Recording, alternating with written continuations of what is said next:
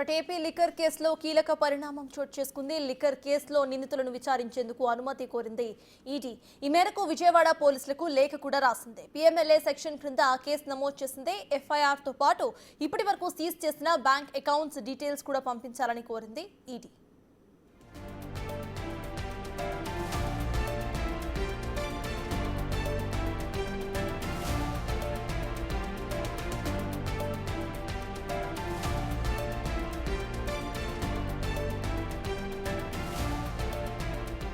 AP liquor కేసులో నిందితులను విచారించేందుకు అనుమతి కోరింది ఈడీ. దీనికి సంబంధించిన పూర్తి అప్డేట్స్ మా ప్రతినిధి శివ అందిస్తారు.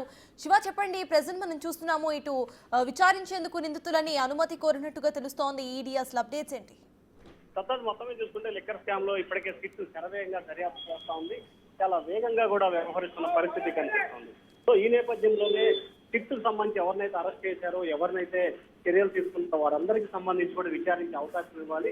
అలాగే ఈ ఎఫ్ఐఆర్ కాపీలు ఎవరో దగ్గర ఏమేమి సీజ్ చేశారో అనే పూర్తి స్థాయిలో డేటా తమకు అందజేయాలని చెప్పి కూడా ఈడీ విజయవాడ కమిషనర్ కార్యాలయానికి లేఖ రాసిన పరిస్థితి కనిపించింది. సో ఈ నేపథ్యంలోనే ప్రధానంగా లిక్కర్ స్కామ్ కు సంబంధించి ఏపీ ప్రభుత్వం శరవేగంగా దర్యాప్తు చేస్తున్న నేపథ్యంలో కూడా ఈడీ కూడా ఎంట్రీ అయింది.